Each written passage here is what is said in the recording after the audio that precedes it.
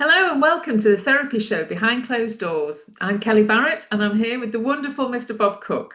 Oh, Kelly, I know one thing. I think we've done five, haven't we, since we I started having This is our sixth. I like the way you've continued the same pattern of introducing me as the Mr. Wonderful Bob Cook. Not only do I like it, but it provides continuity and predictability, doesn't it?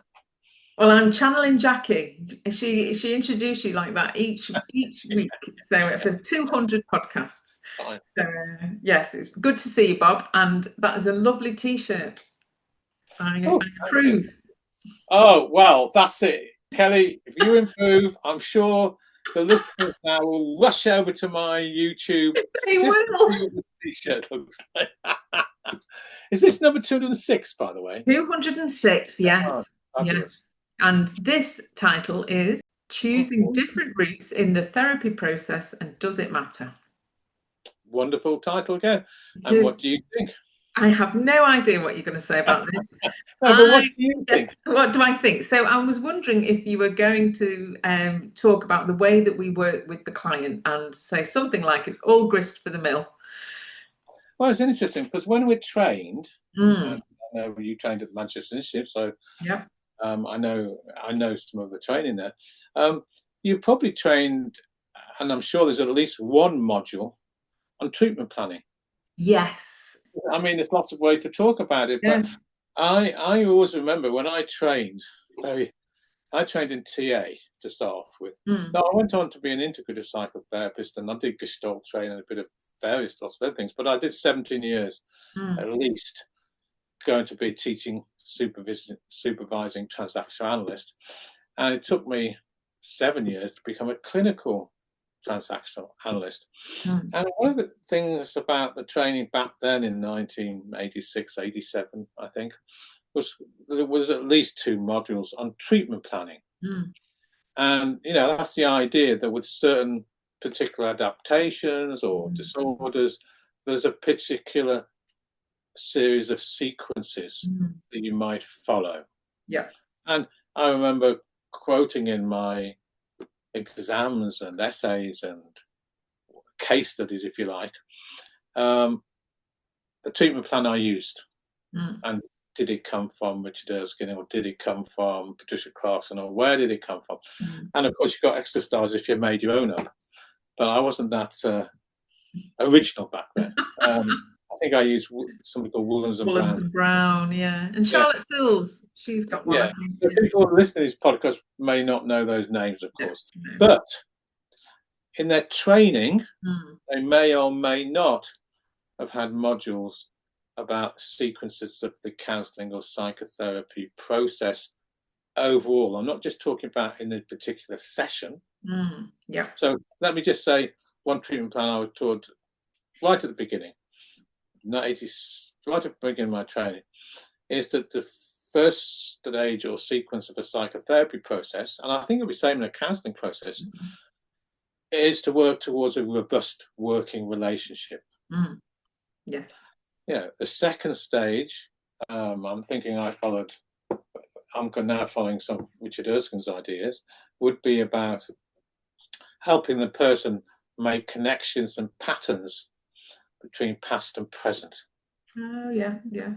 And with him, I think the third stage, once they've done that, is help them make new decisions and Hmm. maybe update their coping mechanisms. Mm, And the next stage would be to help them integrate that in their life together, mm, yeah. life outside. Mm, And then there's many different types of treatment plan, but you could see them as sequences. yes, yes. Right.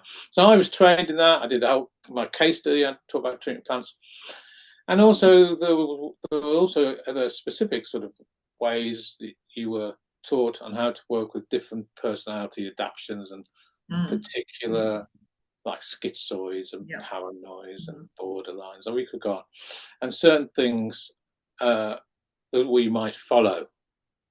So that's what I was trained in, and I'm mm, sure people listening to this will have been trained in familiar ways of thinking about, whatever it is, overall and how they see cure, for example, or how they see the end of the counselling or psychotherapy process. I mean, Eric Byrne was very straightforward. He said, oh, the end was when the client achieved their contract that they made when they started therapy. So, but in between that, I think a whole sequence of, process that I think about when I'm working with clients.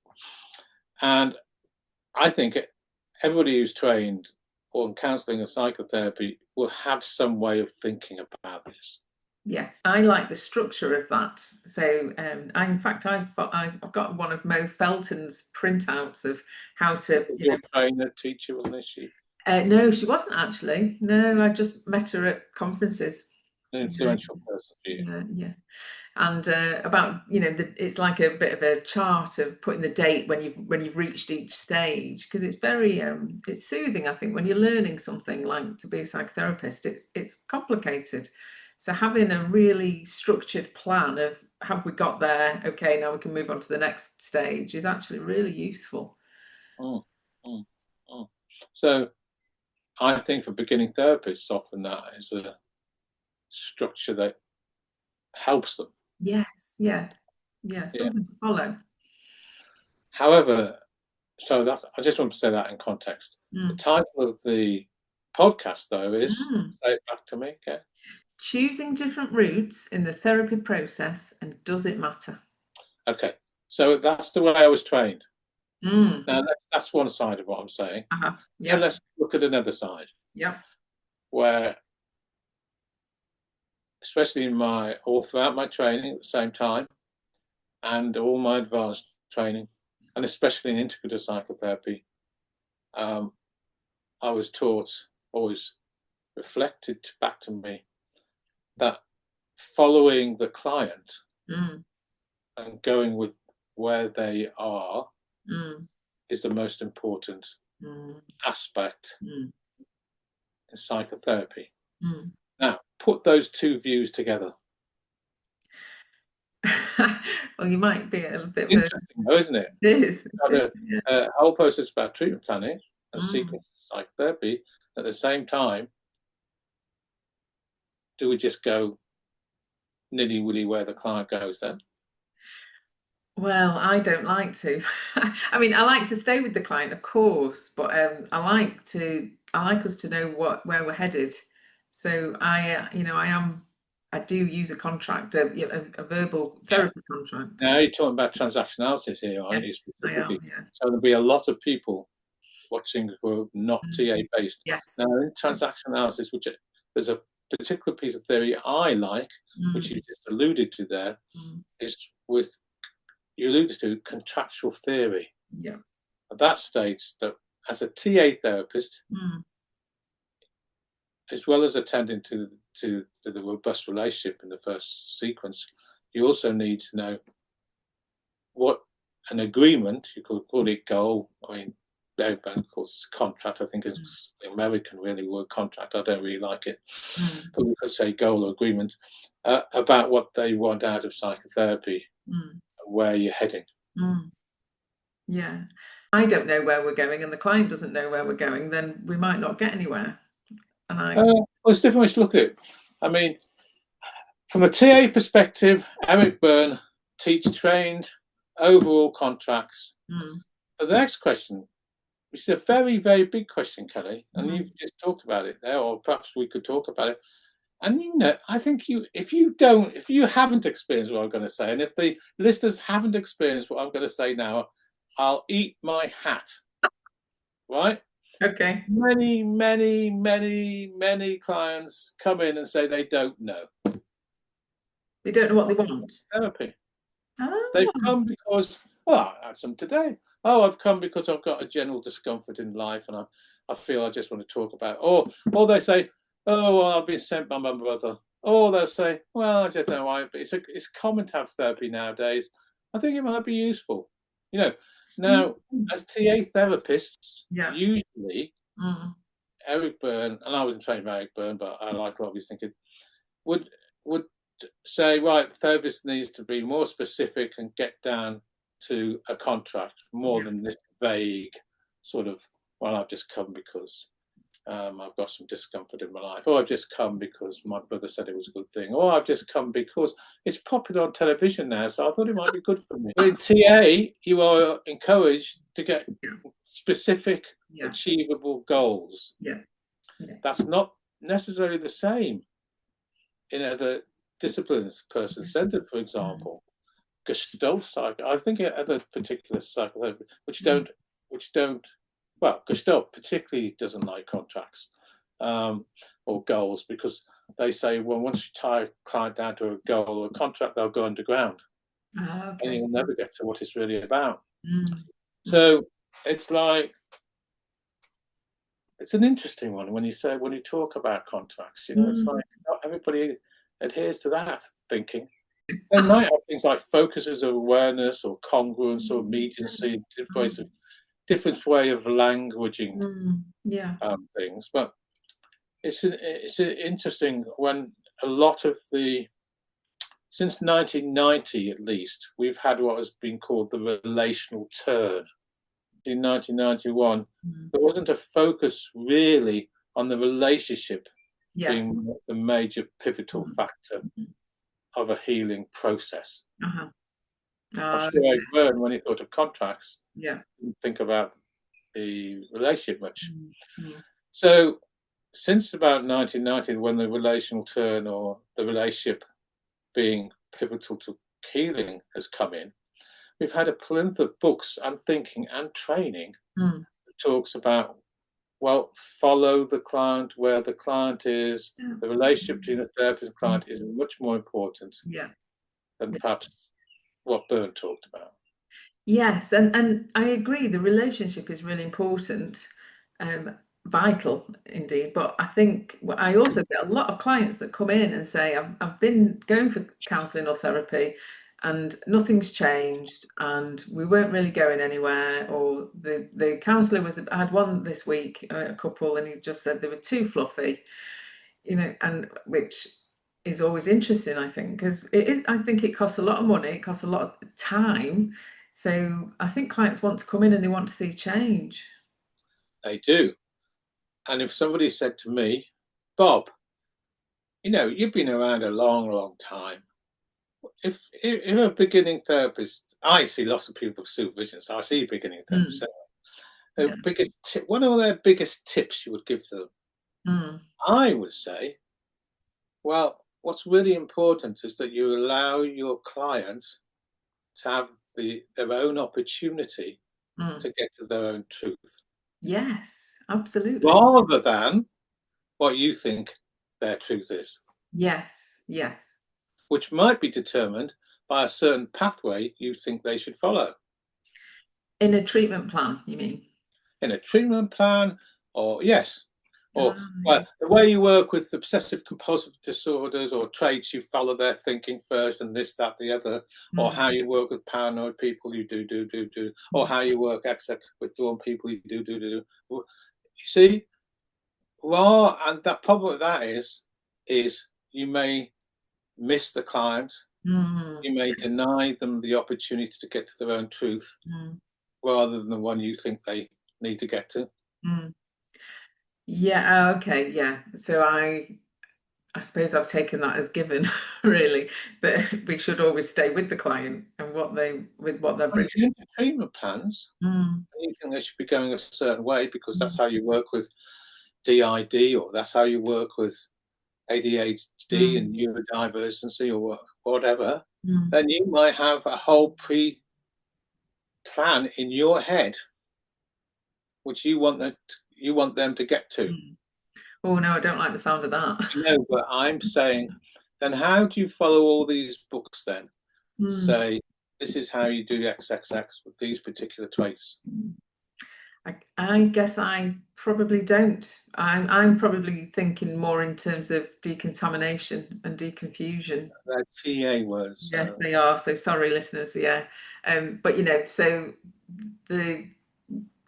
strengthening the adult so that I can reach them and we can do the work in the child's ego state. So what you're talking about is like Eric Byrne talked about, which is strengthen the adult ego state Well, it's interesting, isn't that? Because that's still part of a treatment plan, isn't it? It is, yeah, yeah. That is, yeah, it's Wallums and Brown, I think, probably. It doesn't mean that's right or wrong. Okay, let's look at it another way around, can we? I think you're saying the same as me. I know it's an interesting discussion, but what I put, and I don't see this as a first stage, particularly, even though I know authors write about it. The first thing I think about is how the person contacts me. How do we contact each other? Yes. Yeah. And then I look for how interruptions to contact, and how does the client, or how do I go away from that relationship? But just for the non-therapy listeners, that you mean emotional contact and not actual them ringing you and Oh yeah. Oh no, I don't. Sorry. Just in case there's you non-therapy. I meant emotional and psychological contact. Yes. Yeah. So somebody comes in the room and you say hello, and they say, I say, well, what would you like from the psychotherapy? And they start telling me, but all the time they're looking around the room, and there's a great view out of my window at the office, by the way, and they're looking at the trees and everything else, and they're totally out of contact with me. Yeah. That's what I mean. Yes. Emotional, physical contact, where they are moving away from the relationship. Yeah. So for me, whether this is a first stage in a treatment plan or not, whether it's working with OCD, schizoids, paranoids, neurodivergence, the first stage for me is to make contact. Yes, absolutely. And look at how the client doesn't make contact. Yeah. Yeah. And why are they avoiding contact with us? Yeah. Absolutely. Yeah. And everything comes from there. Yes. Yeah. For me. Yeah. I think I probably am the same, because I'm looking for that right from the beginning. Yeah. Can we connect? Now, the more disturbed a person is, right up to disorders, right up, right-hand side of the continuum, the more out of contact they will be. And do you find those clients harder to work with? I would say different, actually, because I think, I definitely not harder, just different. Because you need to approach people who are disturbed, let's put it that way, from a different framework, for me anyway, than the normal neurotic population. I don't think one is harder than the other. I do think people who are disturbed are more fixed. They more see things in more black and white terms, and they're often out of touch with reality more. People that means they're out of touch in terms of contact. People, the normal neurotic world. So it's an interesting question, because I say it's different, but I think then, does that mean I work harder in terms of my thinking hard? I don't know, but I see it as more different. It's a different style of therapy for people who are in contact and are more in the neurotic world. I'm just thinking of a caseload of the caseload is with highly disturbed clients, all the clients, and actually that I'm imagining that might be quite tiring. But maybe that's another story. Somebody who's out of touch with reality a lot. Yes, for the therapist, for me, more tiring in the sense, there's more things to think about in terms of safeguarding, in terms of protection, and also in helping them get back into reality. So yes, that's probably more tiring. You're correct, really, in that sense. In a way, that's where we come back to the podcast. If we get fixed on a pathway, though, that we think the therapist thinks we need to go down, we'll lose the client. Yes. Yeah. Well, they'll vote with their feet and they won't come back, most likely. They'll feel missed. Yeah. They'll feel not accounted for. They'll feel defined, probably as they were in their history.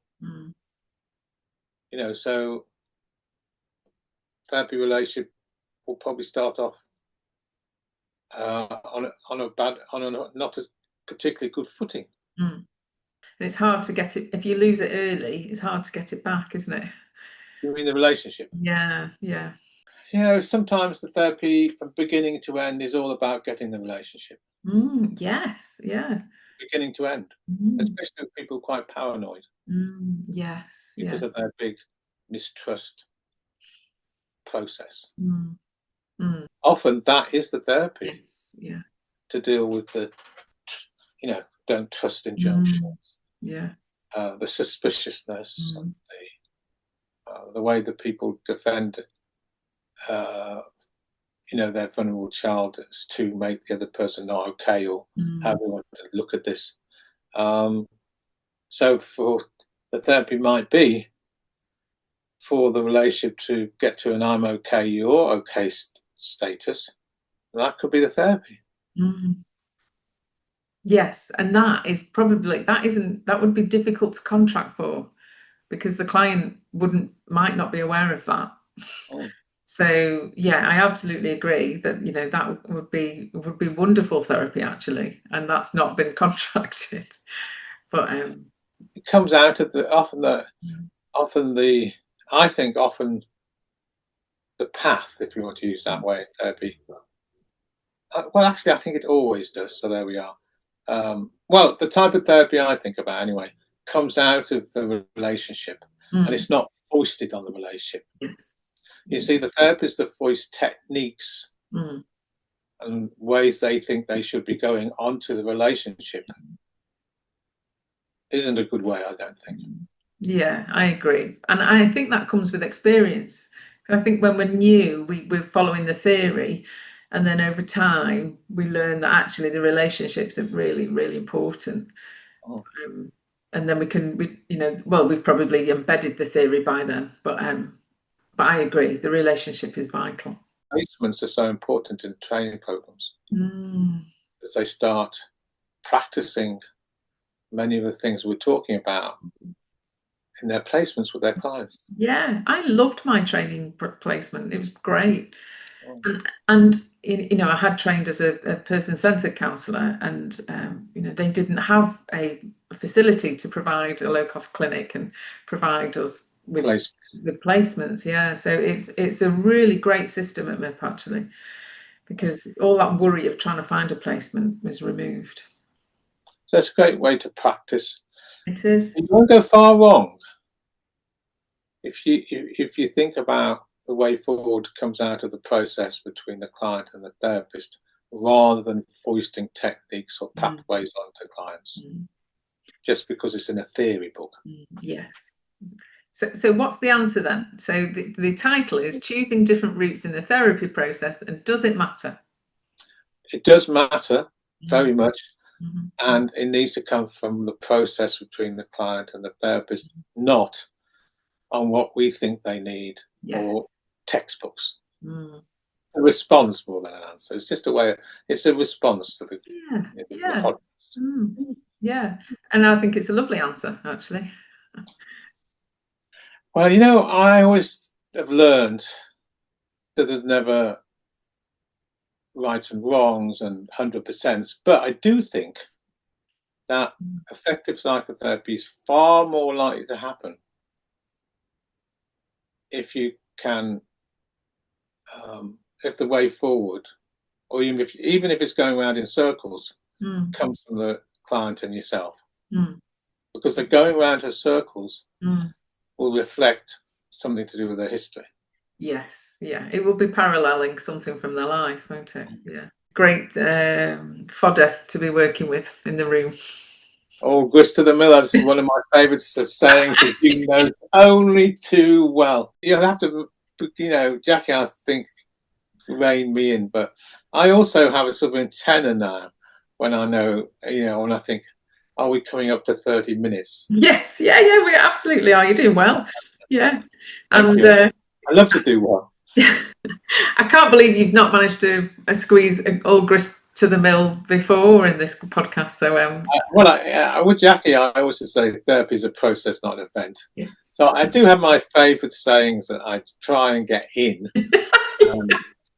And I'm sure everybody listening has their own favourite sayings about therapy or counselling or whatever it is. So that feels like a great place to end, Bob. What's the title for next week? The next session is From Individual to Group Therapy. Is this important within the therapy process? I went to, so this will take 2 minutes. I went to Ljubljana to the International Integrative Psychotherapy Association. And it was their conference. I was running a workshop, which was teaching people how to run a relational group. I got 8 people from the audience and did a group, and then we sort off that. But because somebody had to, a presenter who was doing a workshop, had to rush home, as I'm an expert in group therapy, they asked me, would I do this extra workshop? And I thought, at the time I was a bit, but it stroked my narcissism, and saying I was an expert in group therapy, I think swung it. But the title it was, this is The Journey from Individual Therapy to Group Therapy. Oh!